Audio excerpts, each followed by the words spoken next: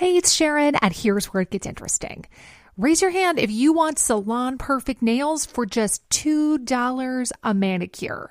Yeah, me too. With the Olive and June Mani system, you can say goodbye to expensive services that take hours and hours and love your nails more than ever. I would know. I've been doing it for years.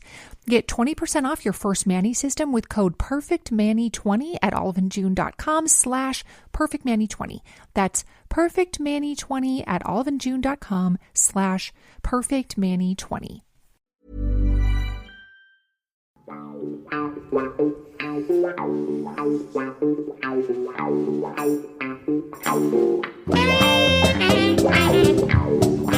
How you doing, Ace? Hello there. How you doing, mate? I'm all right. You okay? And welcome all to a chapter of my life with author Mr. Colin Abbott. How's things? I want to get into the book 150 years, well, the first 150 years, but it's Happy Birthday Aston Villa, 146 years old today. Where's the 4 years gone? I have no idea. What I am interested in, I would love to know where this 21st of November is derived from being the founding date of Aston Villa, because in my times of researching it, I've never ever been able to establish it. I've never ever been able to establish that date. Now, I went on to the official Aston Villa, again, Wikipedia, and just because it's on Wikipedia doesn't mean to say that it's correct, but it does say on there that it is the 21st of November. Now, I think you're right, because to all intents and purposes, and for all historians and anybody that's researched, all it really says is Aston Villa were formed in 1874, early in 1874, and it was under a gas lamp, and it was by 4 members of a Bible club from the Wesleyan Church. Right, well, just going back slightly, you mentioned about Wikipedia. Yep. I actually know that on Wikipedia it has the 4 founder members as a certain Jack Hughes, who is known in Villa history as the first goal scorer for the club. Yep. And the other 3 members was a William Scattergood, yep, a George Matthews, and a William Price. Yep. Now, unless Wikipedia's been updated, I think you'll find, if you go and look on there, William Price is down as Walter Price. Yep. And George Matthews, who was 100% a George Matthews, is actually down as a Frederick Matthews. Yep. So, unfortunately, Wikipedia have got 2 of the founder members of the 4 wrong. And they may even have the date wrong, but we're all in acceptance that the year that Aston Villa were formed and founded was in fact 1874. That's correct, isn't it? That part, yeah, I would put my life on that one. 1874. Now, in researching this book, yeah, I did find that people claim that gas lamp meeting of these 4 lads occurred as early as February 1874. Yeah. I've seen a March 74. Yeah, that's me. I've actually seen 1875. Yeah. Now, we do know that, I'm saying we know, I've got all the books that ever come out on Aston Villa, and you read stuff and it just imprints. And I think everyone's in agreement that our very, very first game was against Aston Brook St Mary's. Yeah. Unfortunately, they were a rugby playing team. Yeah. And so the story goes, the Villa played them.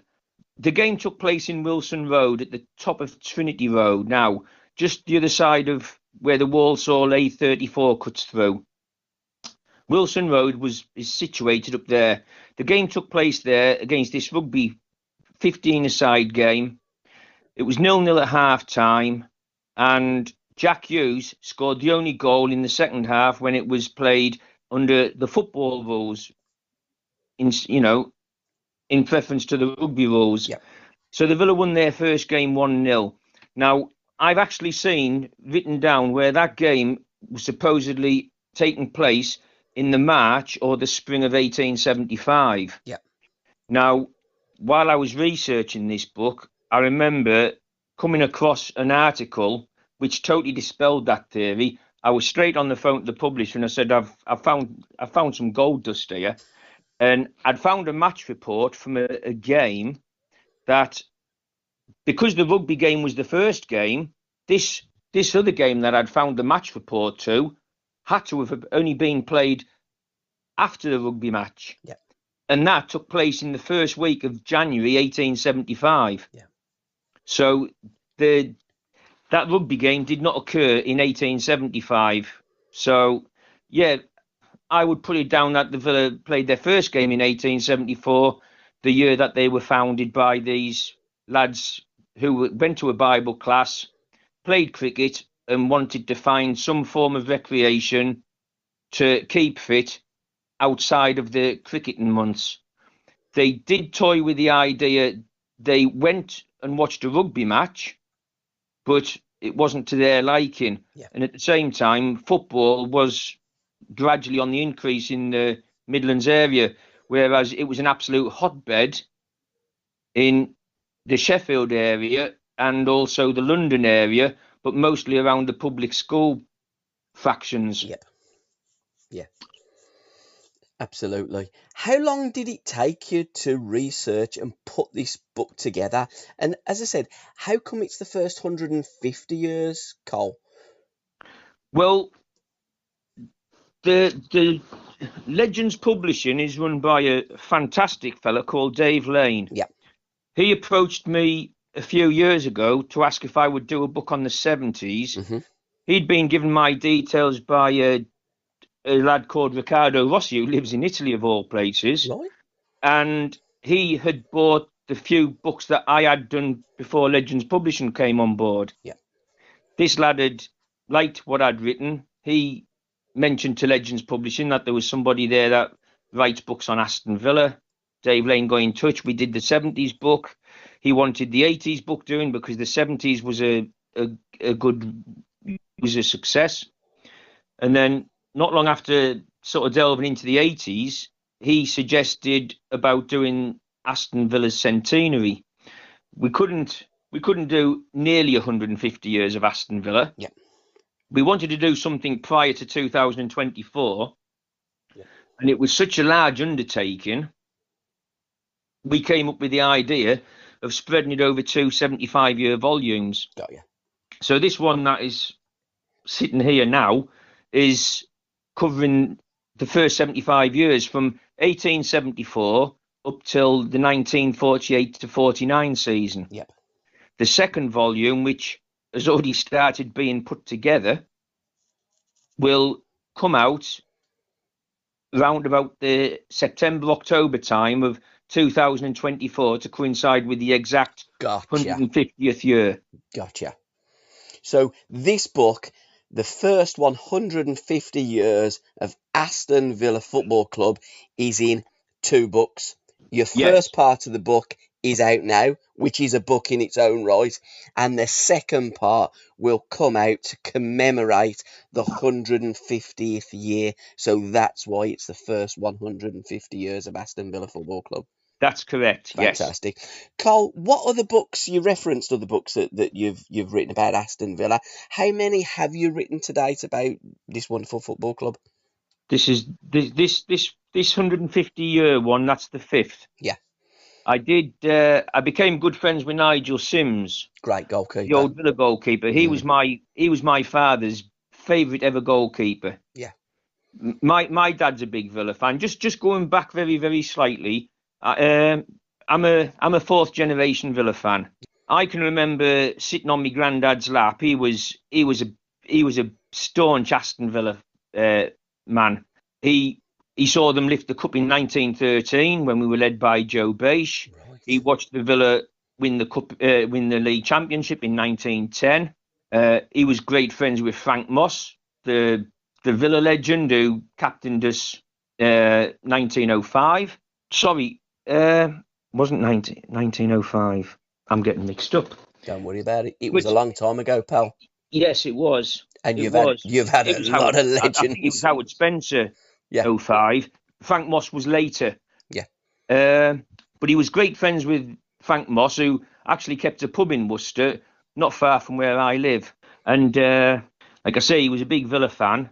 And I can remember as a very small child sitting there listening to the stories of the 57 Cup winning side and Sailor Browne and Mush Callahan and Talbot and Tate and Gibson. You know, it was just claret and blue conversation right the way through.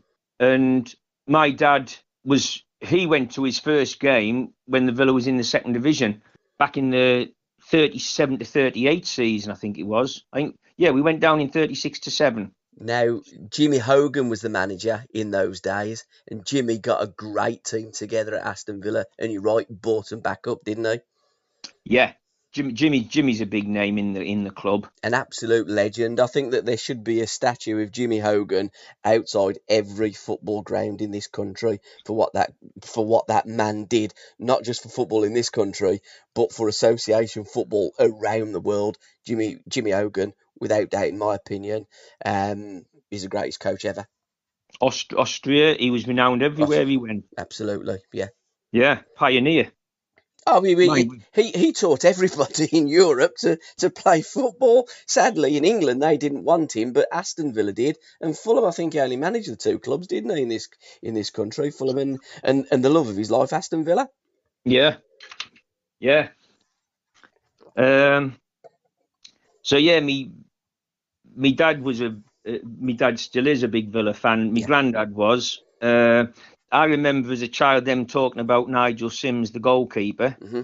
I got to meet Nigel quite a few years ago, and he wasn't in the best of condition. His legs were terrible through the injuries he sustained for playing for the Villa. Mm-hmm. And I suggested that he write his book. Some people had approached him to write it beforehand, but going back to the time, I had almost my memory, it was like photographic. Yeah. And I was reeling off statistics to Nigel about his career that he'd forgotten most of them. Yeah. So we wrote his book. It did okay for him.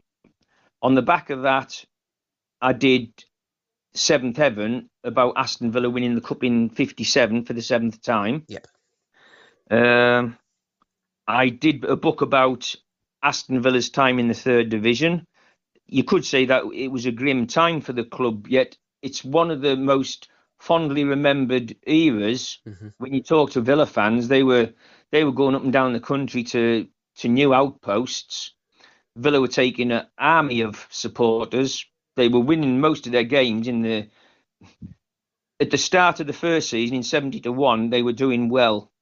The wheels fell off slightly in the second half after they'd been to the League Cup final where they outplayed Tottenham Hotspur in the final. They never got their momentum back after that. But 71-2, those Brighton and Bournemouth, they just took the league by the scruff of the neck, and the Villa came up as champions, record points, got up into the 2nd division, and we just back-to-back promotions. We finished 3rd at a time when, sod's law, it was just the top 2 went up. So they were desperately unlucky with those ones. Yeah. How long did it take you to do all the research and put this book together? This 151? Yeah. Well, I've spent a long time jotting down, researching for my own interests, I suppose. Yeah. Because going back, I was born in Worcester. The whole side of my father's family are Villa fans, but as a young child, I was actually taken away from Worcester to the northeast. Oh, right, okay. Yeah, my father moved up to the northeast for work. That's where my mother came from. Mm-hmm. And I remember getting, it's to this day, it's the greatest book I've ever had. And it was Peter Morris's 100 Years of Aston Villa. Yeah. It's a softback book. I got that for Christmas as a 10-year-old. Mm-hmm. And I disappeared off up to my room and I read it from cover to cover. And as soon as I'd finished it, I started it again. And just looking at, there's still things now I can remember seeing Archie Hunter's huge gravestone. It looked like a tower block. This great big memorial to this fella who, one of our most famous captains. He captained us for our first FA Cup win. You know, he was just larger than life. Mm-hmm. And then that book, just seeing the name, just seeing the faces to the names that I heard my granddad and my dad talking about, all these wonderful names from the past. But then later on, from the 50s onwards, you had Peter I can still picture Peter McParland's picture in this book, in his tracksuit. He's keeping the ball up, and then you'd have Jimmy McEwen and Ivor Powell and Harry Parks and all of these gentlemen that I'd heard about. I was able to put a face to the name. Yeah. We came down from the northeast for a holiday to stay with relatives in Worcester, and I remember being taken to Corporation Street and getting my very first Villa shirt from Harry Parks' shop. Yeah. And we walked down the stairs in this sports shop of his. It was a 2-story thing. And you walk down into the basement, and on the wall he had all these sepia photographs in the frames of the Aston Villa great teams from the 20s and less. You know, the championship winning sides of the 1800s, and it was just marvellous. Yeah. And then Ivor Powell came to Villa Park from Queen's Park Rangers. My father was actually in a little cafe in Whitton Lane when Ivor came in and asked where the offices were at Villa Park.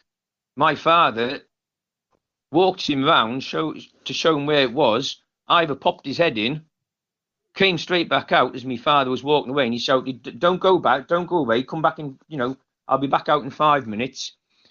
Ivor signed for the club. He came back out and he took me dad round a little tour of Villa Park into the dressing rooms and that as a thank you. Yeah. And years later, Gabbie, I managed to find out that Ivor was still a coach. He was the oldest coach in the world. Wow. Oldest football coach. I think he was 93 at the time. Blimey. And I got me dad in the car and we drove down, and I'd made arrangements with Bath Football Club for my father to meet Ivor. Yeah. And we met him, and he was just, in his day, he was a big imposing character. Yeah. But obviously time had taken its toll, and he was just a little wizened up old man, but his eyes just sparkled when you talked about Aston Villa. Yeah. They really did. Mm. And at the end, I'd taken some photographs down, and I said to Ivor, "Would you sign this to Bob?" Bless him. He wrote the number 2 and then Bob, like as if you're talking about old money. But it was just a magical moment, and looking through that 100-year book, I look at it and I was able to befriend the likes of Nigel Sims and Ron Wiley, and I've had Peter McParland stay at my house for a couple of nights. Yeah. These are things that if I hadn't have chose to write about the club, none of these things would ever have happened. Yeah. And it was worth it just for that. Getting back to your original question about how long it's taken to research the book, I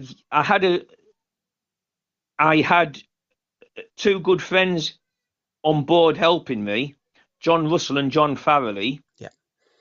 John Russell was actually one of the instigators back in 1968 when the board were ousted. Right. Villa fans held a protest meeting at Digbeth Civic Hall. Yeah.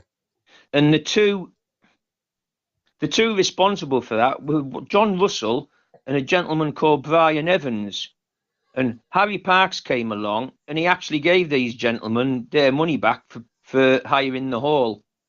And as a result of that, the draconian board were ousted. Yeah.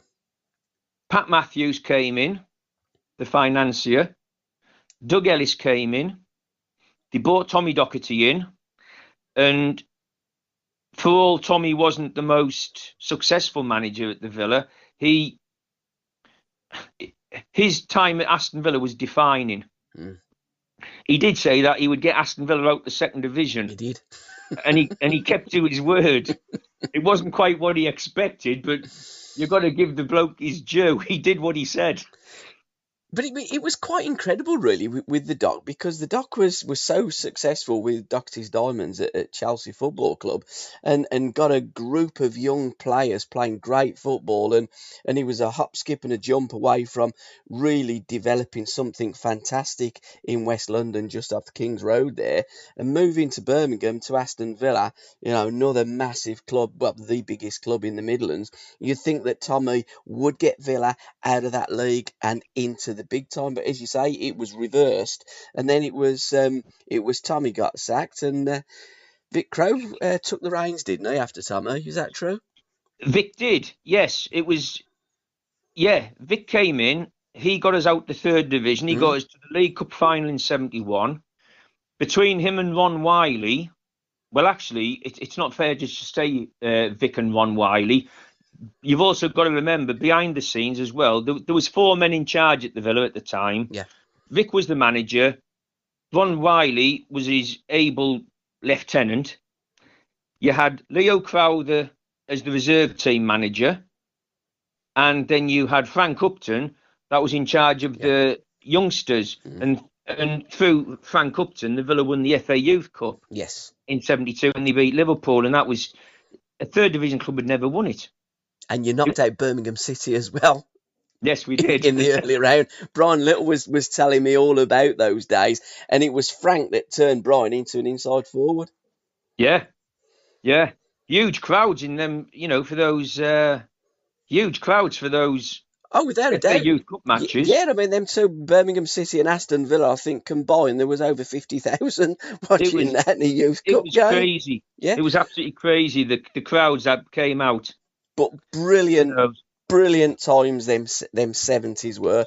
And as you say, Vic and his backroom staff were developing some good young players that you're right, they did win that league, that Youth Cup. They then, lots of them got integrated into the first team. And when people say, how did that rebirth happen? I think there's an awful lot of factors that click into place. And I think that lots of things did click into place during those early 70 years that really made Villa champions of Europe, probably 10 years or so on from that. What was your favourite decade in your research of Aston Villa and your love of Aston Villa? Because you researching and writing this book, clearly speaking to you, Cole, the books that you've written before, Aston Villa is steeped in your blood and your history. So it's probably second nature for you to write something like what you've written.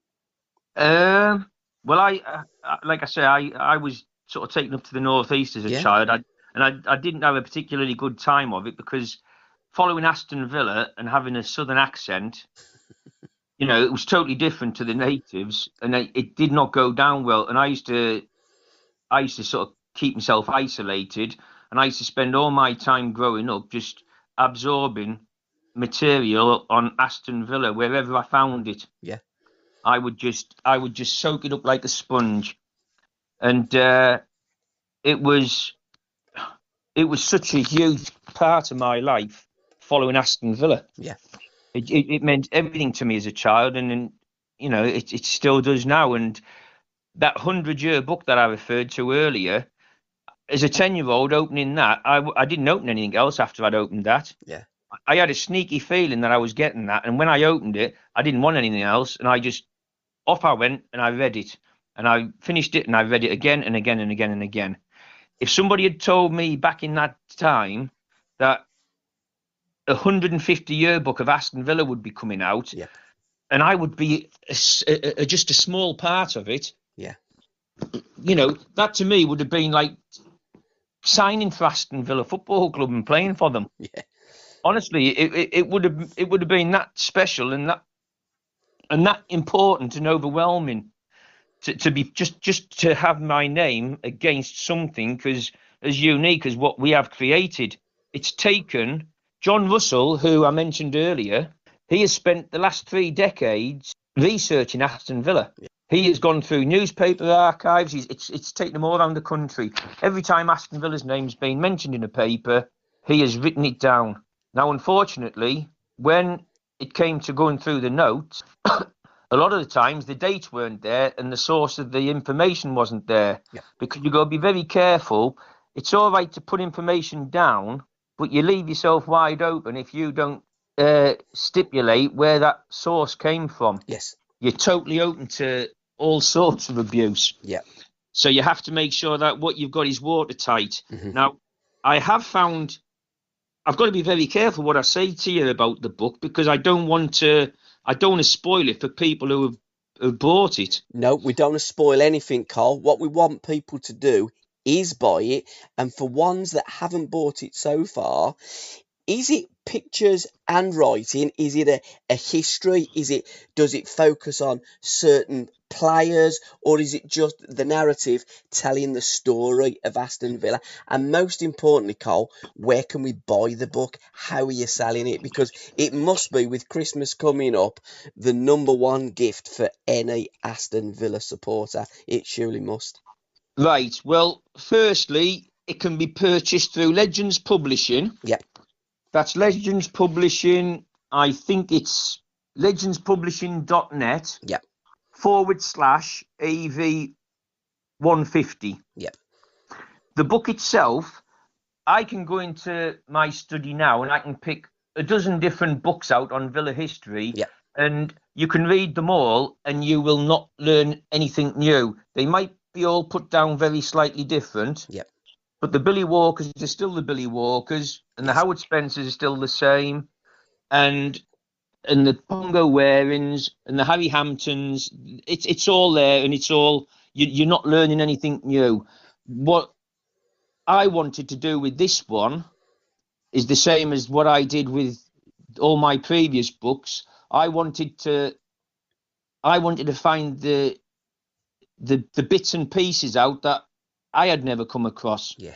If I haven't come across it, there's a good chance other people haven't. Yeah. And we managed to unearth stuff. We mentioned about a train crash involving Aston Villa fans, and we put this out back in about April time when the book was gathering momentum, and it was not long off going to the printers. And we had somebody on one of the social media sites saying that he works for British Rail. Years ago, he carried out a study that was funded by the railway about train incidents and what have you. And he said this one was totally new to him. Yeah. And then we found another article that took place in Scotland. There is a huge Aston Villa thread through it, and it caused multiple deaths. Yeah. And I remember when I found the piece, I remember at the back of my mind having come across this piece 20 or 30 years previous, and I'd forgotten about it. Yeah. So what we wanted to do, the book has been put together in a year by year, like a chronological order. Yeah. It goes from year to year. Obviously, the introduction goes from the very early years, and then we pick up the year to year from 1876 to 1877. So the Villa are 2 years old by then. Got ya. George Ramsey's just come on board. To me, he's Mr. Aston Villa above everybody else. George Ramsey. If it wasn't for him, he put Aston Villa on the pathway to greatness. Mm-hmm. No two ways. The bloke was an absolute genius. Where would you put William McGregor? William McGregor, he was huge for us. Yeah. He was huge for us. He as you know, he was the founding. Yeah. He was the father of the Football League. Yeah. You can't take that away from him. Mm-hmm. But he was our vice president very, very early on, and he remained there for something like 15 or 16 years. Yeah. And then he became a chairman. So between George Ramsey being our captain fantastic. Mm-hmm. He was our captain until Archie Hunter took that mantle from him. George Ramsey then, once he'd packed up playing, George Ramsey, he came onto the board as a secretary. You had Hi, this is Craig Robinson from Ways to Win, and support for this podcast comes from Invesco QQQ. The future isn't scary. Not realizing its potential, however, could be. Just like on the recruiting trail, I've seen potential come in many forms as a coach. Learn more at Invesco.com/QQQ. Let's rethink possibility. Invesco Distributors, Inc. There are over 75 million monthly Tubi viewers. That's more people than there are influencers on the internet. Which means Tubi is more popular than sponsored posts for digestive enzymes and high coverage foundation. More popular than soft launching your boyfriend. More popular than making boomers explode with rage when you tell them how much you make on a single post. Tubi, it's more popular than influencers. See you in there. likes of William McGregor, George Ramsey, you had Fred Rinder as a director. The three of those, they're just woven so tightly into the Aston Villa fabric. Yes. You just can't. You can't mention one without mentioning the others in the same breath, so to speak. Now, your lion, is it the lion that William McGregor brought down from Scotland, the Rangers lion? It's the rampant lion from Scotland, yes. Yeah, daughter. And also, as well, I've been doing a little bit of research myself. Was the original colour, because Villa in the very, very early days played in a number of different kits, but the first original kit, was the first colour chocolate and then changed to claret? They did have a chocolate. Half and half shirt. Yeah. But the first one was black. That's right, yeah. And then you played in green as well, didn't you?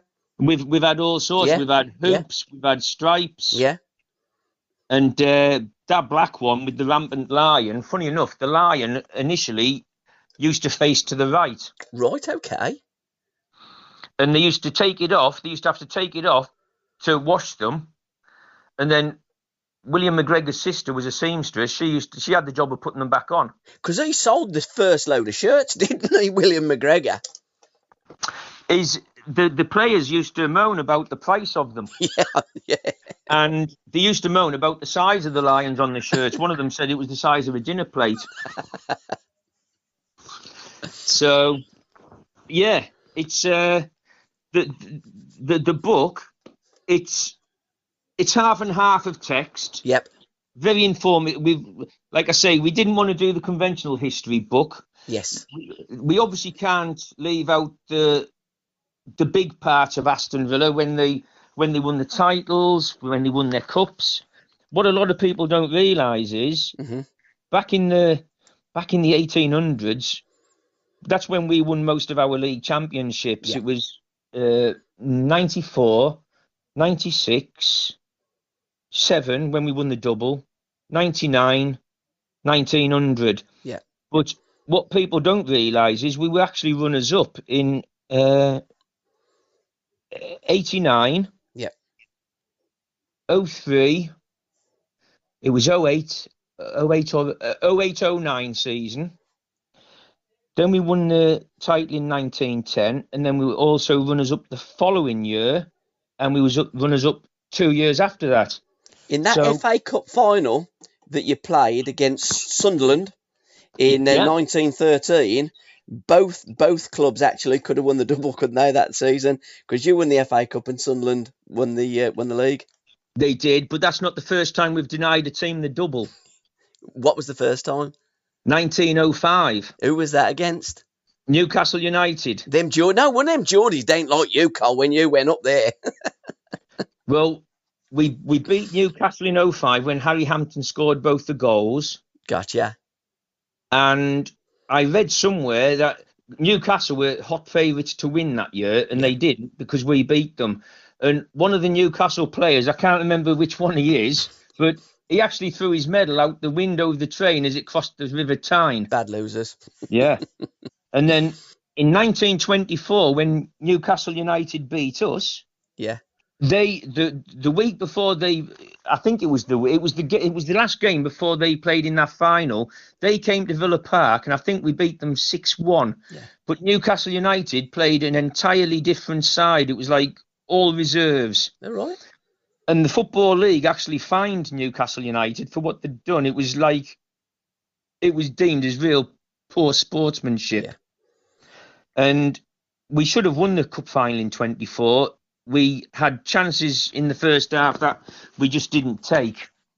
And unfortunately, it come back to bite us because Newcastle scored two later goals, and that was the end of it. The 1930-31 season is a remarkable season as well. The year that Pongo Waring scored 49 league goals and one in the FA Cup to give him 50 in total for a season. And also Aston Villa, 128 goals that season. Still a top flight record, isn't it, to this day? We were one more than Arsenal. We scored one goal more than those. Mad, isn't it? But they won the title above us. And you've done them at Villa Park, 5-1 as well. How many times have we done that? How many times have we done that? Yeah. Players. Well, before Arsenal came to their prominent, Arsenal were the prominent team in the 30s. Oh, tell me about it, Herbert Chapman, yeah. They won it a couple of times. I think they won it twice I think in the middle of that, they were runners-up. Mm. But prior to that, Huddersfield Town... With, again, Herbert Chapman. Yeah, Huddersfield Town won three titles back-to-back. Herbert was the first one to win them with two different clubs, wasn't he? Yes. Mm. But Huddersfield won it 3 times on the trot. Yep. And then they also, I think for about 4 years, I don't think they finished out the side the top 3. Yeah. Now, prior to that, there's actually a book out called Aston Villa, the world's first super club. And Aston Villa were talked about back in that time, before the 1930s, Aston Villa, especially more so the late 1800s, up to, say, the late, 1915-ish. Yeah. Aston Villa were really the world's biggest club the world's biggest club. Mm-hmm. Then Huddersfield, because it didn't matter if you were top in Britain or England, I should say. You were top. You were the biggest in the world. You were, yeah. Because this is where football originated. Of course it was, yeah. And so Villa had their time. Then Huddersfield Town. A lot of kids nowadays, you would mention Huddersfield Town, they wouldn't believe it. No. Huddersfield were huge, and then Arsenal took that mantle. Well, Arsenal is still big now. I just wish wish Aston Villa were talked about in the same breath as the London clubs and the Northwest clubs, because I think it's just a tiny bit unfair that we just don't get the rub of the green like they do. I think the Midlands clubs have always had that situation because I think the press have always been Southern and Northwest. But am I right in my belief that Aston Villa have scored more goals in the FA Cup than anybody else and more goals in the League Cup than anybody else? And a tremendous history of 7 championships, 7 FA Cups, 5 League Cups, 1 European Cup and a Super Cup. Now, that ain't bad from starting out in 1874 and moving to Villa Park in 1897. Let's talk about Pongo Waring briefly. I mean, what a player. Scored over 200 goals in 12 seasons for 5 different clubs and named after a famous cartoon character. But he was a character in his own right, wasn't he, Pongo? Yeah, and unfortunately, it was right about his nickname. Was it really? Yes, it was. I have that on good authority. Okay. Yeah. Apparently, he wasn't. He didn't like to shower. Yeah, he wasn't very well acquainted with the bars of soap. But what I should have mentioned was Jon Farrelly. This book, as well as the text and the research that's gone into it, Jon Farrelly, the other lad that's part of this, has got an absolutely phenomenal collection of medals, ephemera, photographs, you name it. John's got it, and it was actually John that told me about the Pongo Pongo moniker, and that it was correct. So is John going to put all these photos in a book, or football fans are fantastic. They just so indulge in their football club, and they have absolutely everything, whether it be text, whether it be video, whether it be photographs, and there's just so much history in all football clubs, and no greater history than Aston Villa. And there is a National Football Museum, but I don't think there's a museum at Villa Park for all the memorabilia, and perhaps that would be a good idea if there was one. Well, there should be, definitely. Yeah. And I'm not gonna name names, but at one stage in the past, there's a huge collector out there called Neville Evans. Okay. And when I was putting Nigel Sims' book together, I found out that he had all of Nigel's collection, right? Among others. You think of the big players, and there's every chance Neville's got that collection. Wow. He's on a different scale to everybody else. Wow. Now, I was able to get in touch with him and tell him that there was a collection, I think it was Alec Leake's medals, coming up for auction, and he wasn't aware of it. And I got in touch. He was actually on a business trip to Germany, but I told somebody that's high up at his factory in Wales about this medal collection. I said, you really need to get this message to Neville. He did so. As a result of it, Neville bought the collection of medals that he wanted. He bought Alex Leake's medals, but he kept them all together. Even the lesser important cups that Alex won. And he did say to me at one stage, he said, if ever you need anything, if the Villa put up a museum, yeah, he said, I'll gladly let them borrow stuff. Yeah. And I got in touch with the powers to be at Villa Park, and there was no interest in doing a museum. And I, for one, I felt a bit disappointed, because we were one of 12 that found that league. Yeah. And Aston Villa's history it's as strong as anybody's. When we went down to the third division in 69 to 70, we were actually the most decorated club in the country. Yeah. And yet we had dropped to the third division, and we came back from that. We got promoted at Mansfield in 72, more or less 10 years to the day, Gabbie, that we drew at Mansfield to get out that third division. We were actually playing in Anderlecht in a European Cup semi-final. Yeah. Now, people talk about Wimbledon's prominent rise and then the FA Cup win, but on a scale of things, I think coming out the third division and a decade later winning the European Cup, to me, that's like Roy of the Rovers stuff. I think it's another book there as well, Col, if I'm absolutely honest. Johnny Dixon, how fantastic was Johnny? You've referenced Peter McParland, who Big Ron had put in his all-time Aston Villa 11, and Eric Houghton, the manager of the cup-winning team back in '57, also played cricket for Warwickshire and played football for Villa during those 30 years. Eric was a legend. He should have been a Sir. 100%. And in that year that Pongo Waring scored the 49 goals, Eric scored 30 as well. Many people looked at Eric Houghton and gave him the moniker as well, didn't they, of Mr. Aston Villa, who was so instrumental in Aston Villa Football Club, wasn't he, Eric? Oh, definitely. I've been lucky enough to go to Eric Houghton's son's house. Yeah. When I was researching the '57 book. Mm-hmm.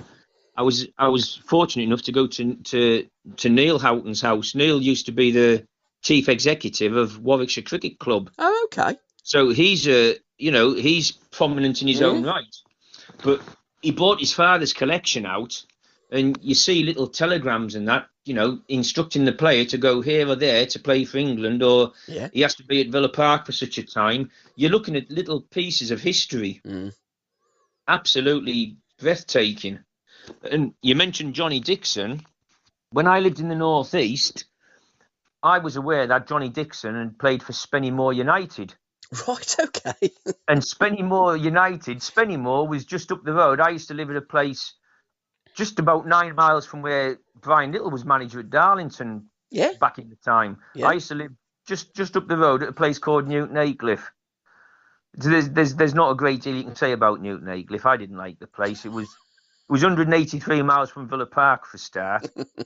But whenever I used to go to Spennymoor, if I went past the ground, I always used to look over and I'm thinking, wow, Johnny Dixon walked these paths. Yeah. And it was just to be somewhere where you knew that somebody of that magnitude had been before. It's weird. Yeah. I probably don't think like other people. No, I absolutely understand where you're coming from, because I mean, I am a football fan. I love football. I don't class myself as a fan of any club these days. I like to watch football being played, and I love watching football as it should be played. And I love the history. I love talking to people about their love of the game. Who would you have as your 5 most influential people of Aston Villa Football Club? Oof. Of people? Yeah, if I'm going to tie you down, and I'll give you 6. Carl. I say, who's your... You've researched everything. I mean, you guys know everything about Villa. You've got claret and blue blood running through your body. For the young Villa supporters that don't know, because sadly, lots of people know what's going on today, but don't know much about the history. Who would you put down as your 6 most important Villa people? What a struggle. If you'd have said, name your top 66, I'd have struggled. Because you've got to leave people out. Of course you have. But because I'm so involved in the olden times and the formation of the Villa, George Ramsey coming down, the part that he played in starting Aston Villa on this path, he has to be mentioned. Harry Hampton. And sold to Birmingham City? Harry Hampton, and Harry and Billy Walker. You can't really mention one without the other. Billy scored 244 goals. Harry scored 242. And yet Harry scored 1 league goal more than Billy. Yes, he did. Yeah. It's, there's those two. You mentioned Pongo. And his name wasn't Harry, was it? It was Joseph. It was Joseph. Joseph Harry Hampton. Yeah. He actually came from Wellington up in Telford. That's right, yeah. Now, my wife's from Telford, and every time I go somewhere where there's been a Villa player come from, I have to start digging around. We went up to... I have a son who lives in Scotland, and one day the wife wanted to go up to see a Highland Games. She'd never seen one before. So we drove to the back of Beyond, and I'm not sure if it was Dunblane. Right. This Highland Games there was a brass band come marching on, and it was Something and Blair Gowrie brass band. And straight away in my head, I'm thinking, Blair Gowrie, that's where Jay Finley come from, the Villa goalkeeper. So I'm going and badgering the older members of this brass band to see if they remembered the Finley family from Blair Gowrie. And Kirkcaldy, I see the signs for Kirkcaldy, and you think of Ken McNaught. And I just can't help it. If I go somewhere and I see a name and it jumps out, Clem Stevenson. I used to do a bit of running in the North East, and if I used to do the Blythe Sands race, Clem Stevenson come from Blythe, and it was just you just cannot get away from this sort of fixation of Aston Villa, unfortunately. Those top 6 players, I said Ram. I keep digressing. I'm sorry. I'm loving it. Absolutely loving it, mate. You crack on. I'd have Ramsey. I'd have Billy Walker and Harry Hampton, just because they're the 2 Villa's leading goal scorers. Oh, God. I could name the entire 57 side, but I can't. So, I mean, I can reel them off back to front, inside out. But, I mean, I can't include them all. I was lucky enough to go and see Stan Crowther for the last 7 years he was alive. I used to go and see him regularly, and the stories he told me were absolutely fantastic. I had Peter come and stay here. I had Nigel Sims staying here. I used to go and see Jackie Soule regularly. Jackie told me this story, how when he became the world's most expensive player, Yeah.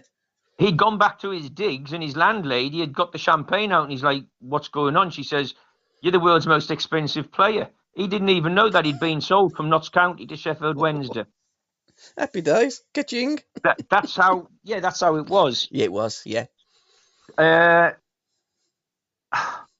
Johnny Dixon, Peter McParland, they Nigel Sims, they all deserve to be in that top six. And later on, when I saw my first Villa game in '72, it was a League Cup tie in Nottingham where we were living, and Alan Evans was in place of the injured Andy Lockhead. Alan Evans, that had just come from Liverpool. Alan Evans. Yeah, not Alan, the Scot. Alan, who played for Liverpool, and then he transferred to Wolverhampton Wanderers, didn't he, after? He came from Wolves to Liverpool. Oh, I'm sorry. Right, yeah. 100,000. He was the world's first £100,000 teenager. And then he came to the Villa for, I think it was about 70,000. Right. And he scored the only goal in the first live game that I went to. The Villa played in yellow that year. Yeah. And for years and years, he still is a idol of mine. And I see him a couple of times a year. His mother lives in Kidderminster. Oh, and right. Paul Allen lived in Australia. I go and see him regularly. The last time I went to see him, he slung this badge at me. He says, "Hey, you can have this." And it was his Blazer badge from the 1975 League Cup final. And then leading on to that, when the Villa won the League Cup in '75, I just turned 11 the day before on the 28th of February. Villa beat Norwich on the 1st of March when Ray Graydon scored that penalty. Yeah. And I stood there and there was tears just rolling down my cheeks. It was just my club had won a big trophy at Wembley Stadium. And I cried my eyes out. And a couple of days later, I remember thinking, if ever I get married and have children, I'm going to name my son Graydon. And it happened. Oh, lovely. I've got a son who was born in 1990, and he's called Graydon Daly Abbott. He's named after Ray Graydon, who has to be on that top six. Yes, he was a great winger, wasn't he? I absolutely love the bloke. And then Tony Daly was his middle name. The wife wouldn't go with Aston or Villa or Holt. So how did Villa get to be next to Aston in the name? Because when we have cities, obviously Villa wasn't a city in them days, but you've got towns, you've got Alexander. There's lots of different company names. How come Villa? No one's ever used that apart from Pelsall. Well, it was named after a very prominent house in the area, the Aston Villa. Right, okay. Yeah. Oh. That's not Aston Hall, is it? That's Boy. No. Right? Aston Villa was a huge house on the western edge, I think, of what was known as Aston Manor. Wow. And it was in sight of both Aston Park and Aston Hall. Oh, right. That's where the name's derived from. Blimey, I didn't know that. And the colours of claret and blue, was that does that come from the Royal Hoosiers or something? Or how did the claret and blue come about? I'm not sure if the claret came from the Heart of Midlothian side. Right, okay. When William McGregor came down. Right, okay. Because there was a lot of Scottish influence, badge, and then the Villa kept trying their hand against Queen's Park, who were by far the best club in the country. Got to 2 cup finals, didn't they, Queen's Park, because the Scots used to play in the FA Cup? Yeah, and the last Scottish side to ever play in the FA Cup was Rangers when we beat them in the semi-final. Right, what year was that? But it wasn't actually Rangers. It was... What it was, the Scottish basically selected the best team they could, typical of all the players, and they sent them down under the guise of Rangers. Now, I'm not sure if that was 05 or 13. I think the game was played at Crewe. Right. I'm not sure if it was 05. Yeah. I don't. We played Newcastle. We beat Newcastle then. It wasn't '05. It was before that. And also as well, how come? I mean, obviously geographically it makes sense, but how come Aston Villa, Villa Park was so prominent in FA Cup semi-finals? And I think has there been 55 semi-finals being housed at Villa Park? Is that correct? I don't know what the figure is now, Gabbie. If it's not Aston Villa, it certainly never really caught my interest. At one stage, Aston Villa's their ground had held more well, I think it still has held more semi-finals than anybody else. Yeah, it has. I'm sure it has. Yeah. I'm still trying to think which semi-final the Rangers. Which semi-final the Rangers game was. Because they used to, and the Irish used to be in there as well. So we had England, Ireland, Scotland, and Wales in the FA Cup, and famously Cardiff are the only ones that's ever taken it out of England. And let's be honest, the only ones that are ever likely to have taken it out of England.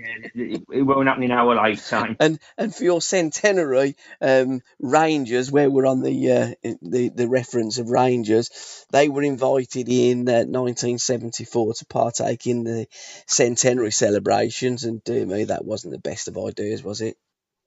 That's in what year? Sorry, it was 1974, wasn't it? The Rangers come down to. I thought that's what you said. The centenary. No. For our centenary year, we played Leeds United, and it was actually at a time when Brian Clough was in charge. Oh right. What did Rangers come down for then in the 70s? Right, that Rangers game, it was because Aston Villa had a free weekend. Right, okay. I always thought it was a centenary. No. It was just a free weekend. It was in 76. Yeah. Rangers sent the side down, and as you know, the game got abandoned. That's right, yeah, didn't it just? Right, well, here's one for you. I was going to leave this for volume 2, but I'm going to give you this one now, right? Yep. As a taster. That day that Aston Villa played Rangers. Yeah. They actually could have been playing New York Cosmos. Blimey. But the game didn't go ahead because somebody wanted a bit more money for the game to go ahead. Yep. Than New York Cosmos were prepared to pay them. It was at a time when Villa's Charlie Aiken, Villa's famous left back, he was at New York Cosmos, and they were touring Europe, and they were in Paris. And the phone call was made saying that they could come over and play the game at Villa Park, but it didn't happen, and it was down to money. And I'll tell you now, it wasn't Doug Ellis. It was not Doug Ellis. Yeah. I've actually just had to quickly look up because it was bugging me about the Glasgow Rangers. It was actually 1887. Gotcha. And I knew it was played at Crewe. That was one thing that I could remember. But yeah, we beat Glasgow Rangers 3-1 at Crewe, and that set us up for the Albion game, our first FA Cup win. I was thinking it was later than that. Blimey. I know Glasgow was the last Scottish side in there, but I actually thought it was later than I thought. Was maybe 1905, something like that. But I was wrong. Cole, it's been an absolute education, sir. Once again, let's tell everybody, all the listeners, where they can get this book from, because the attention to detail in that book is just phenomenal, mate. And if I was going to have anybody writing a book about Aston Villa, it would be you. And if I owned Aston Villa Football Club, I'd be giving all you guys a special part in my football club, because I think you're very, very special people. Thank you very much. You can get the book from legendspublishing.net/AV150. Cole, it's been superb, and let's do something else as well. Yeah, by all means. It's been a bit of a blast. I've enjoyed it. It has, hasn't it? Yeah, it has. Till next. And you said earlier about you're a football fan per se. Yes. Well, I am too. I was fortunate enough to get a few pieces sent up to when Alex Cropley was having his book written. Again, another legend. Another huge fan. Yep. And as a thank you for helping them with the book, the lad who wrote it said next time I'm at my son's in Edinburgh, he was going to take us and give us an impromptu tour of Hibernian's Easter Road, and he did. And even though I haven't a great deal of interest in Hibernian Football Club, you go around into the inner sanctum of a club that even if you have no affinity to that club, you get right into the nitty gritty of it, and it's an education, and it's well worth it. Every club's got its own history, and they're steeped in it, regardless whether it's your club or my club or his club. You know what I mean? Absolutely. I do know exactly what you mean, because I love football. I love to listen to all the stories. Until next time, sir, thank you so much for this wonderful trip down memory lane. And Aston Villa supporters, this must be the number one Christmas gift on Santa's list. It's the best thing I've ever been involved with, and I'm just hoping that the second volume comes close to this. Well, it's a thing of beauty. I'm already looking forward to number 2, and I'm going to go and order number 1, mate. You've sold it to me. Cheers, pal. Good man. All the best. Cheers, Cole. Till next time. Cheers, Gab. Ta-ra, pal. Bye-bye. Bye. Bye.